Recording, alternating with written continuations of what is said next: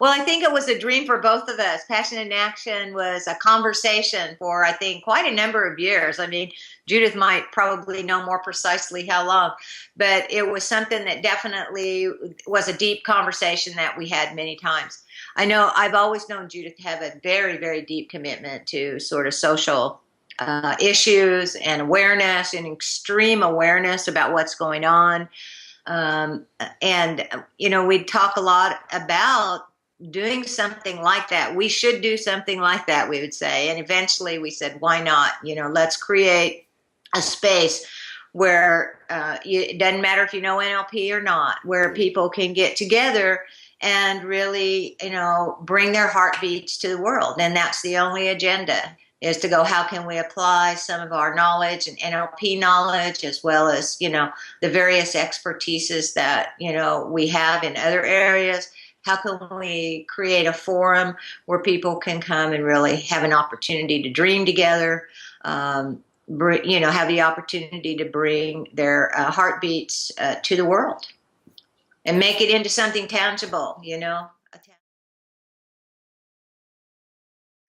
Well, I think what passion and action means to me is that, like, it's great to do practitioner and master practitioner and trainer and NLP, as we were saying, and even master trainer. I can't tell you how many times during the master training we just finished that I used examples from passion and action to point out projects that people said couldn't be done that are realities and have been realities for a while, based on that. So what it really means to me is that it's an opportunity for people to leave a legacy. It's an opportunity for people to do something beyond, their roles in life and ambitions in life, but to really leave something that'll go farther than them and it'll touch other people's lives. And when they're not here anymore, that will live on. But when Patty Novak was there, and was talking about her experience of walking with Martin Luther King as a 17-year-old kid, and kind of making a promise to him that if anything happened to him, because things in the world were as such that something could happen to him, that if something did, that, she would carry on his work. And, just what was in the air in that moment, you could almost eat it. It was so amazing. And so it was sort of that kind of spectacular description of a person's real awakening, a real awakening to go, I do have something to contribute. I do want to leave a legacy.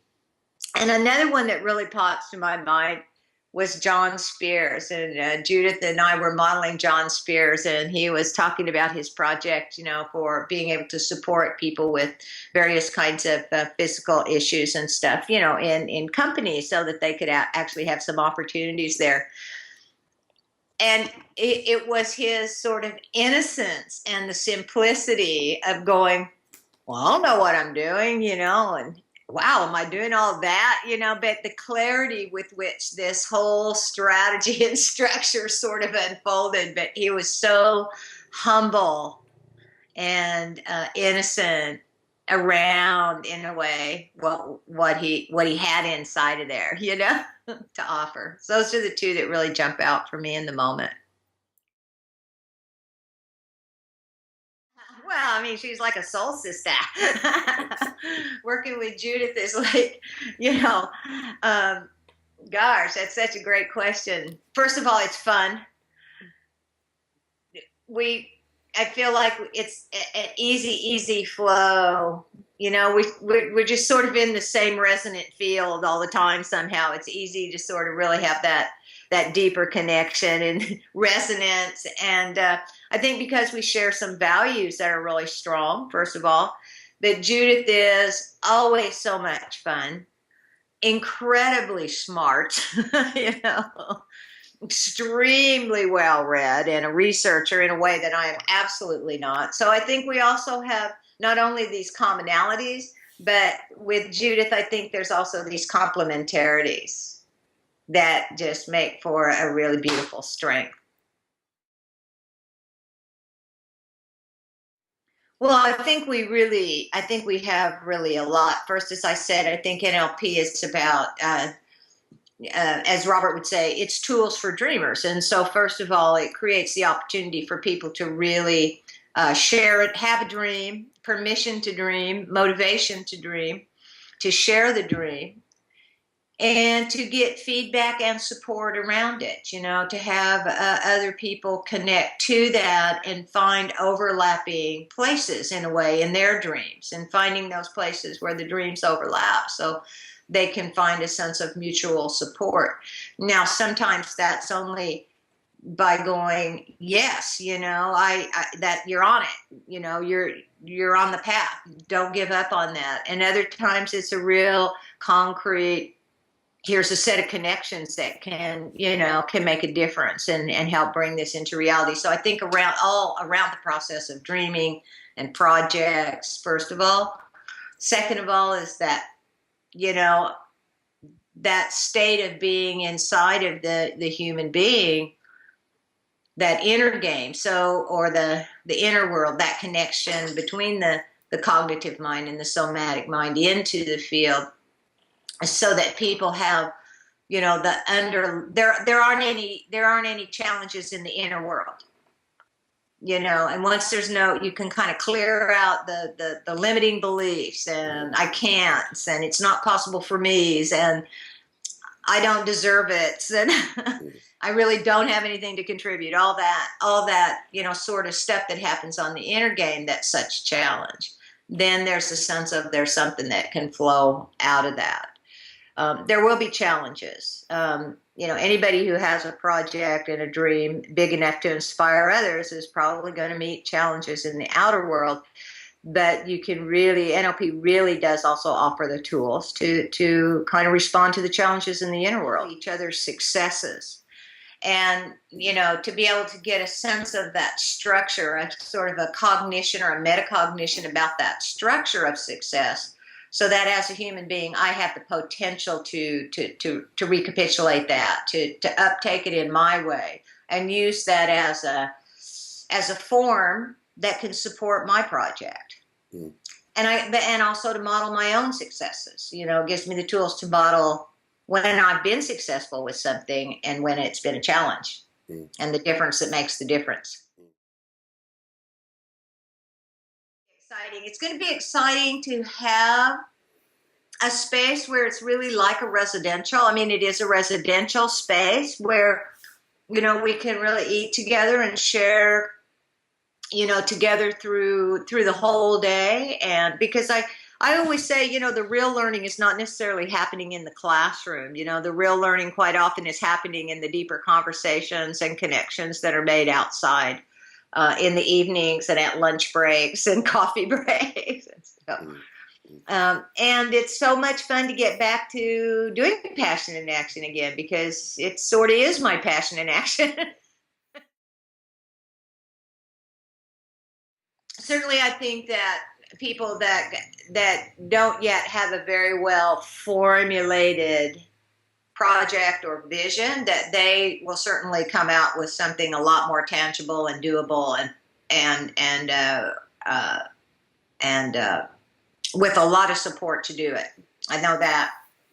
I know people will get more of a sense of alignment and more connection and more choice about staying present, staying connected to that dream and vision, because that's where the inspiration comes from. When I lose the connection to the project, the dream, the vision, I usually quite often lose my inspiration and motivation, because I have to kind of have that sensibility of that resonance always being there between that thing I want to create, but I have to live it in the present, and kind of finding that interesting balance between being present with awareness to my project, but also living life right now. I think so that internal congruence, I think a lot of generative collaboration, they're going to really, really understand the whole process of being able to generatively collaborate with others to create a field, to close, I know there's a couple of things that in social kinds of projects that I find people that have a lot of willingness to give is a lot of times they get isolated and don't feel like they have the support, that they're doing it all by themselves, and it's a big vision or a big project, and feeling, that they don't have that support system around them and the mentorship and the sponsorship in a way around them. I think they're going to get a lot of that. I think that they're also going to get tools for creating bridges between parts of the system, which they quite often will see as the enemy.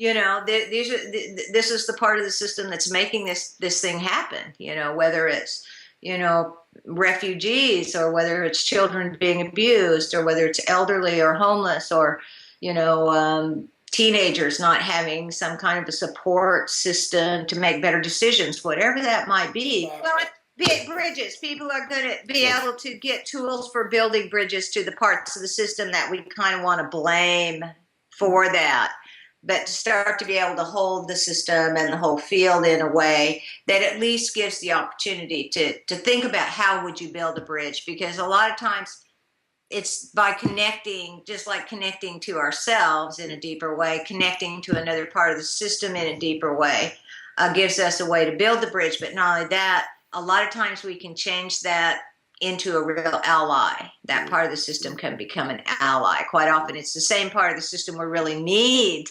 Yeah. Well, I think some of the consequences are always that people go away with more sort of an enriched landscape around what's possible, and that those dreams, some of those dreams will become a reality. I mean, that's always my hope, that, another year from now we go back and there's, another orphanage in Africa, as we've seen, which was another amazing highlight. And to see that continuing on. And that's what I really mean by legacy. People are really doing something that will go beyond them.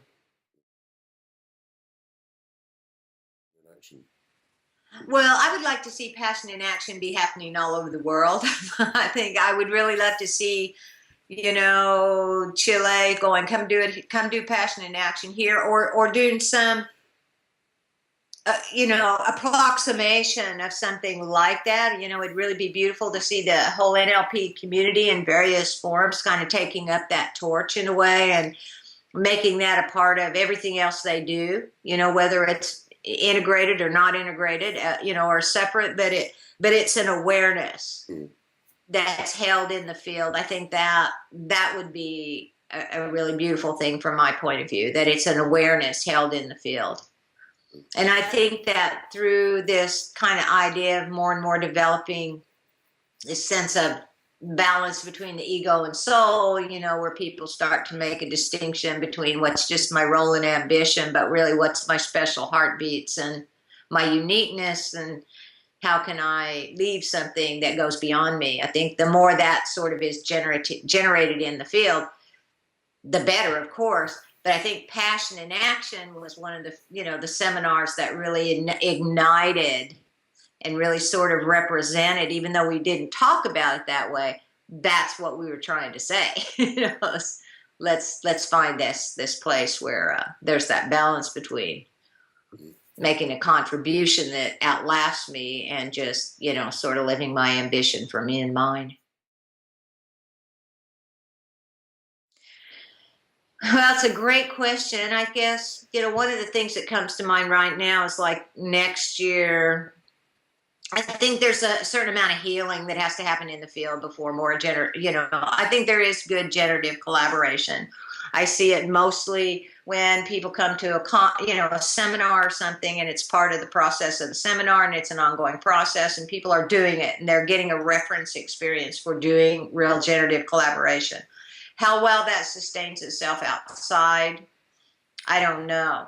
I mean, again, certainly passion in action, that was part of our whole kind of platform, was that idea of generative collaboration and that mutual support and finding those points of overlap in the shared visions or the visions, so that we, knew what to offer, knew what questions to ask each other, and knew what what our needs were and what our resources were, so we knew what to offer in exchange. We're going to have a big conference, I guess, next year at NLPU. I guess it's out. The word is out. And I think that that's, maybe one way is to create, conferences where some of the leadership and the people that have a passion about NLP in general can come together and maybe have more and more reference experiences about that it's safe and it's okay to share what you know with others and not be afraid that it's going to disappear, or you know what I'm saying. Yeah. Communities are quite often if you look at a community of birds, it's based on some shared resource, like here's the water, and you get all kinds of different kinds of birds that show up to have a drink there. And I think it's a similar kind of thing. And I think people just feel another thing I would say is that I think people are afraid sometimes of sharing.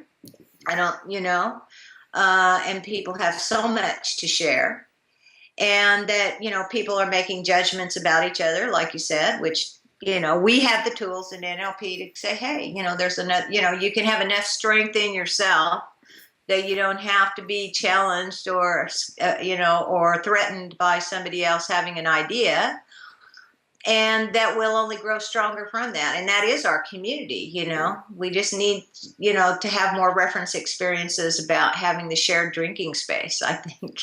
And, you can read articles now on creativity even, and people doing extraordinary things. And the underlying idea below it is nobody does it alone. Nobody does it alone. People always have some kind of supporting system, mentorship, sponsorship. Well, how would I say it? In a way, it's about kind of having an awareness of your mission, in a way, your uniqueness, I think, and having a comfort with that. And for me, I always talked about mission. And I'm one of those people that doesn't necessarily know from the inside what my mission is. And so I know by the ease with which I can stay present and embodied. That's how I kind of sense my true north. So if the world is pulling it out of me, but I know my true north when I can have a sense of what's in front of me, but everything inside is at ease and it's at peace, and I feel a sense of embodiment. And then I can, there's no beating my head against the wall. Is this the right thing? I don't know. That just sort of, there's a point of flow. That's how I know my true north. Some people are born, just knowing what to do with their heartbeats. I wasn't one of those, but the world calls it out of me. And when I'm on my true north, I know it because it's a place of flow.